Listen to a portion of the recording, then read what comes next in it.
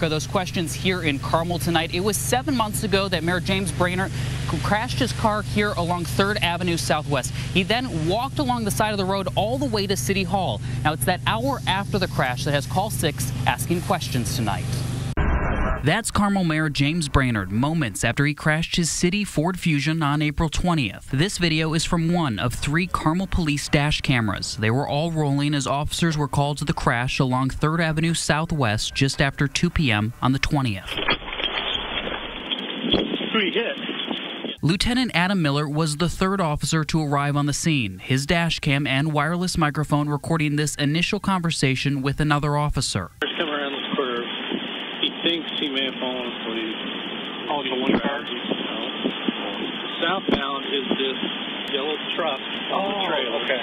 It's southbound, and it tagged that rear trailer tire. And then the question. There's still some discussion about city vehicle. Yeah, Dwight's got to take him for a peek test. According to the accident report, Mayor Brainard was driving on 3rd Avenue Southwest when he crossed the center line and ran into this trailer being towed by a truck. Mayor, how you doing? Oh, Mayor, you all right? Yeah, thank you. I know, I may have slipped over. I was struggling to stay awake earlier, but I don't think so. Maybe.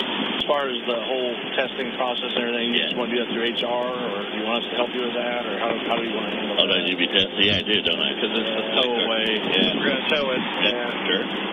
According to the City of Carmel's drug and alcohol testing policy, city employees driving city vehicles are required to take a post-accident test as soon as possible after an accident if one of the vehicles involved incurred disabling damage and must be transported away from the accident scene by a tow truck. And in this accident, the dash cameras show Mayor Brainard's assigned city vehicle getting loaded onto a tow truck and taken away from the scene. But it's what happened after the crash that's raising questions. In the dash camera video, you see Mayor Brainard start walking towards City Hall after talking with police, even though those officers offered to give him a ride.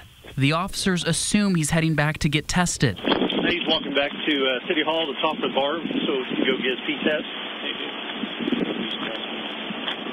I know. Well, he's going to have to go get tested now.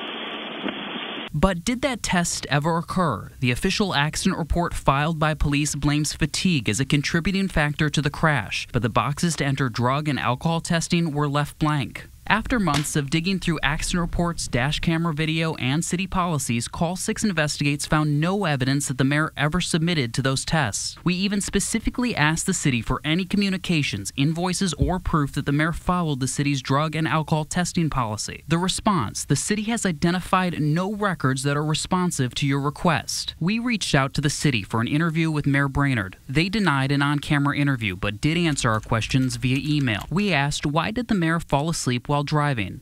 They said the mayor was very tired, having worked several long days in a row. He had been in downtown Indianapolis for an early morning event and had not had a break while on his way to his next event. We also asked, why didn't he take a drug and alcohol test? They say elected officials are exempt from this policy as they are not employees of the city. The email goes on to say the mayor, when talking to police, said he understood he may have to take a test, but he also knew he had to give a speech at the Historical Society, and he did not want to cancel at the last minute. But we went through the city employee handbook and the drug and alcohol testing policy, and we couldn't find any exemption for elected officials. We asked the city to provide that exemption policy specifically, but they never sent it. Raising that question, are elected officials really exempt from following city policy?